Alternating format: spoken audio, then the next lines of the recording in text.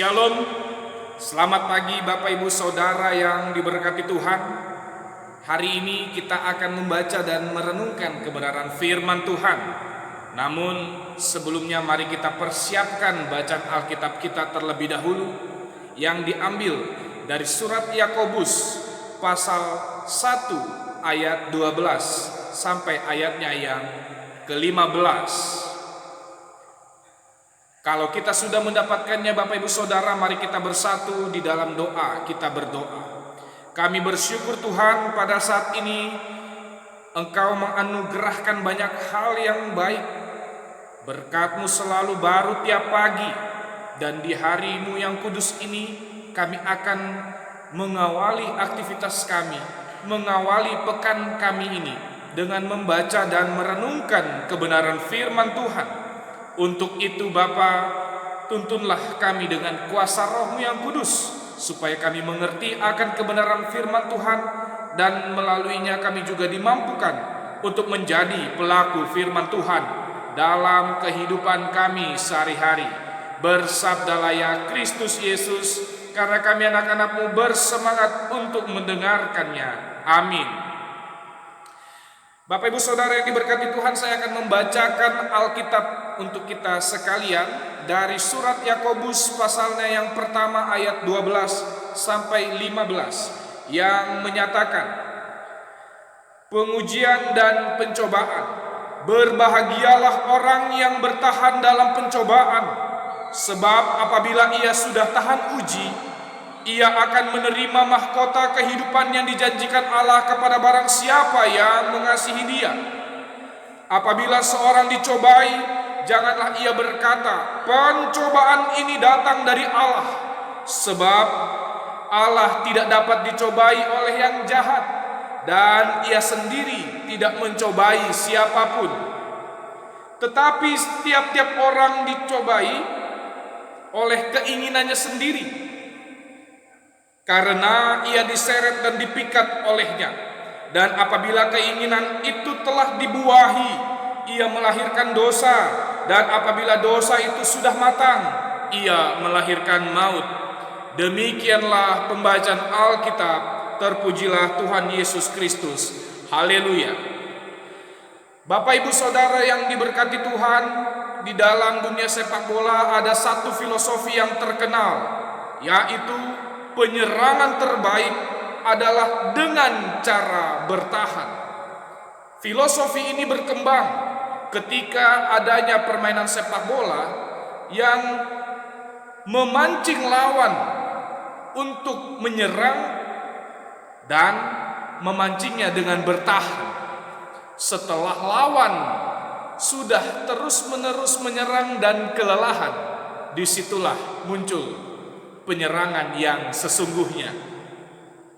Bapak Ibu Saudara yang diberkati Tuhan, dalam filosofi sepak bola tersebut, bertahan menjadi sesuatu yang baik. Dan filosofi ini tampaknya juga terlihat di dalam surat Yakobus, ketika Yakobus menegaskan adanya sikap-sikap tertentu yang perlu dilakukan oleh umat Kristen pada saat itu untuk menghadapi pencobaan. Dan salah satunya adalah dengan bertahan. Itu ada di dalam ayat 12a yang mengatakan, berbahagialah orang yang bertahan, ya, yang bertahan dalam pencobaan. Nah, Bapak Ibu Saudara yang diberkati Tuhan, tentu saja mungkin kita akan bertanya-tanya, kenapa bertahan?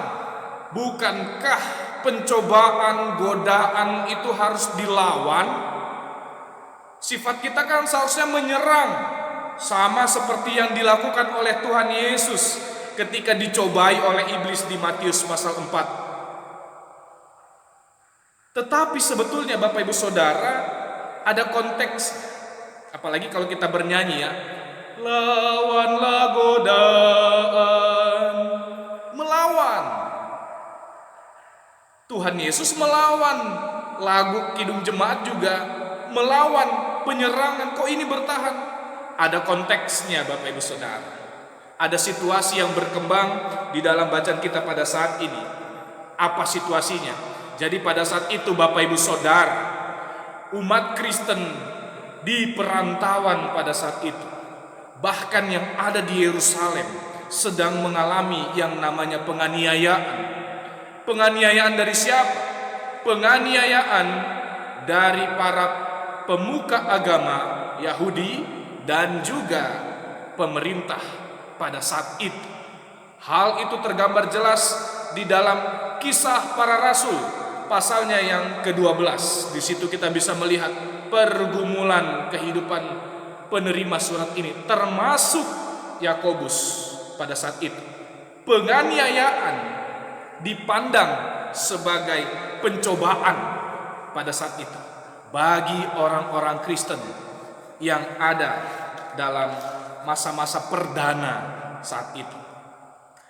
Itulah sebabnya di ayat 13 dikatakan, apabila seseorang dicobai, janganlah ia berkata pencobaan ini datang dari Allah.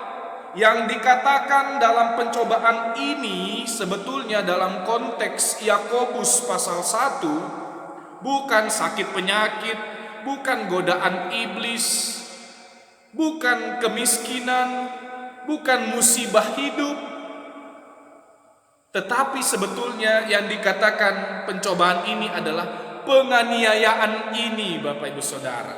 Karena yang menyebabkan penganiayaan bukan Allah, tetapi kebusukan hati pemerintah dan pemuka agama pada saat itu. Bagi orang Kristen dibantai, dikejar-kejar, disiksa. Nah, Bapak Ibu Saudara yang diberkati Tuhan, penganiayaan, pencobaan itu memang bukan dari Tuhan, tetapi Tuhan izinkan terjadi dalam kehidupan umat Kristen pada saat itu. Tujuannya untuk apa? Tujuannya untuk memurnikan supaya mereka tahan uji di dalam iman mereka kepada Yesus Kristus. Nah, Bapak Ibu Saudara yang diberkati Tuhan, selain pencobaan yang datangnya dari luar, Yakobus juga memperingatkan kepada pembaca pada saat itu, bahkan kepada kita sekalian, bahwa selain dari luar ada hal yang harus diwaspadai, yaitu kecenderungan atau keinginan-keinginan dari dalam yang sifatnya jahat, yang menghasilkan dosa dan melahirkan maut. Apa itu? Itu bisa dikatakan dalam bahasa Ibrani dengan sebutan yetzer hara, kecenderungan untuk berbuat jahat. Entah itu niat untuk zina, niat untuk cinta uang, niat untuk cinta diri secara berlebihan, niat untuk iri, dendam, membalas kejahatan dengan kejahatan. Itu semua disebut dengan yetzer hara, kecenderungan untuk berbuat jahat. Itu semua kalau tidak diwaspadai, tidak diserang, tidak dilawan, kita tidak bertahan atas itu, maka hidup kita akan dilingkupi oleh dosa dan melahirkan maut. Maut artinya putus hubungan dengan Tuhan, Sang Pemilik hidup ini. Nah, Bapak Ibu Saudara yang diberkati Tuhan, mengingat tentang yetzer hara itu, saya mengingat adanya film dokumenter yang dibawakan oleh Morgan Freeman. Dia pernah melakukan wawancara terhadap orang terjahat di dalam suatu penjara. Keluarlah orang jahat itu, Bapak Ibu. Lalu orang jahat itu diwawancarai oleh Morgan Freeman. Morgan Freeman bertanya, "Kenapa engkau melakukan kejahatan?" Perlu diketahui Bapak Ibu Saudara, kejahatan pria itu, laki-laki yang terjahat di penjara itu adalah ia dipenjara seumur hidup karena memperkosa 24 wanita dan 3 diantaranya dibunuh. Pelanggarannya adalah karena memperkosa, menculik dan membunuh orang lain. Apa yang dikatakan oleh laki-laki itu, Bapak Ibu Saudara? Dia mengatakan, saya sebetulnya tidak ingin, saya sebetulnya tidak merencanakan kejahatan tersebut, tetapi ada dorongan dari dalam yang tidak bisa saya hentikan. Dan uniknya, dia tidak menyesal sama sekali. Nah, Bapak Ibu Saudara yang diberkati Tuhan, kenapa pria itu bisa seperti itu? Seorang penulis bernama Stefi Anindita pernah mengatakan begini, bahwa setiap manusia memiliki yetzer hara.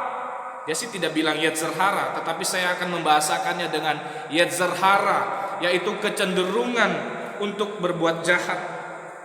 Setiap orang punya itu semua. Sepanjang hidupnya manusia berhadapan dengan ini. Kadang yetzer hara itu menang, kadang yetzer hara itu kalah.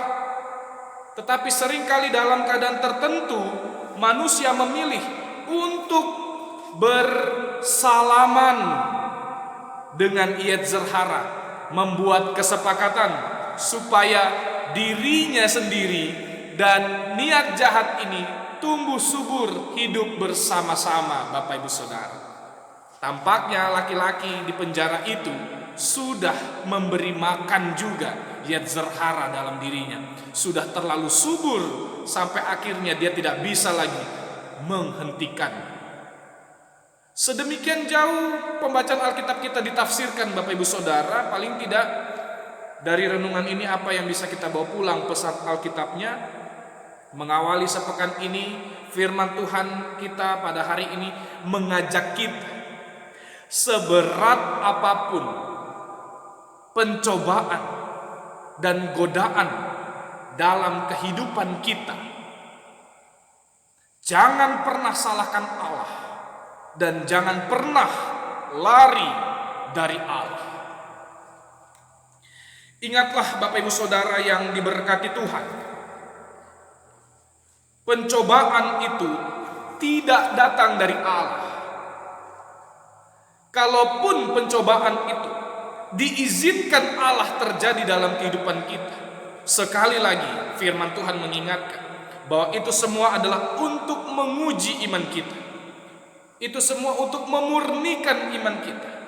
Entah itu tantangan ekonomi, entah itu sakit penyakit, entah itu musibah, gagal panen, seperti konteks masyarakat tempat saya melayani ini, Bapak Ibu Saudara, banyak petani. Mungkin gagal panen akan dipandang juga, panen padi, seperti pencobaan. Kemudian pencobaan-pencobaan lain, sakit hati, kemudian keinginan-keinginan untuk berbuat dosa, godaan-godaan, yetzer hara, mungkin sepekan ini akan muncul dalam kehidupan kita. Tetapi sekarang kita tahu bahwa itu semua diizinkan Allah terjadi dalam hidup kita hanya untuk satu tujuan, untuk memurnikan iman kita dan membuat kita tahan uji, memunculkan ketekunan. Untuk itu Bapak Ibu Saudara yang diberkati Tuhan, jangan pernah lari dari Allah.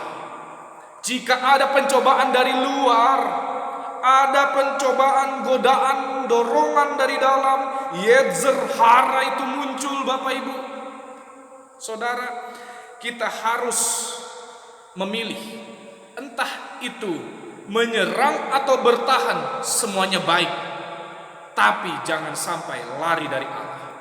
Sekali saja kita lari dari Allah, maka godaan-godaan untuk jatuh ke dalam dosa-dosa berikutnya akan semakin membesar.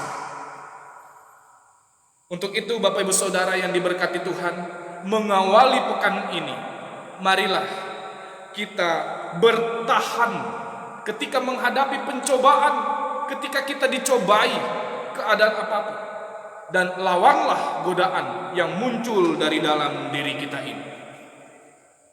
Tuhan Yesus memberkati kita. Amin. Umat Tuhan, kita sudah selesai membaca dan merenungkan kebenaran firman Tuhan. Mari kita memperlengkapinya, menutupnya di dalam doa. Kita berdoa. Terima kasih Tuhan untuk kebenaran firman yang sudah kami dengar pada hari ini. mengingatkan kami bahwa setiap pencobaan, dorongan dari dalam diri kami untuk berbuat jahat, diizinkan oleh Engkau ya Allah untuk menumbuhkan, memurnikan iman kami. Ajar kami Tuhan agar sepekan ini kami melihat setiap tantangan-tantangan yang ada, tidak dengan cara yang negatif, tetapi melihatnya sebagai bagian cara Tuhan menumbuhkan iman kami semua. Di tengah pandemi virus corona ini Tuhan, kami mau melihat apapun yang terjadi dalam kehidupan kami sebagai rancangan damai sejahtera Tuhan dalam hidup kami. Sepekan ke depan pasti ada banyak tantangan. Kiranya Engkau selalu menuntun kami dengan kuasa Roh-Mu yang kudus, memberi kami hikmat agar kami bisa membedakan mana yang baik, mana yang buruk, mana yang harus kami lawan, mana yang harus membuat kami bertahan di dalam iman. Kami mau melewati minggu ini, mengawali minggu ini Tuhan, bahkan kehidupan kami selanjutnya hanya bersama-sama dengan Tuhan, di tengah keluarga, gereja, pekerjaan, dan di tengah masyarakat. Ini kami Bapa, kami serahkan hidup kami. Di dalam nama Bapa, Anak, dan Roh Kudus kami berdoa. Amin. Selamat hari Minggu, selamat mengawali pekan yang baru. Salam sehat, Tuhan Yesus memberkati.